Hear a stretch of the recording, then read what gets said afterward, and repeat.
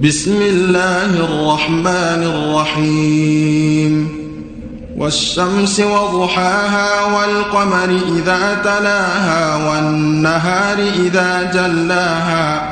والليل إذا يغشاها والسماء وما بناها والأرض وما طحاها ونفس وما سواها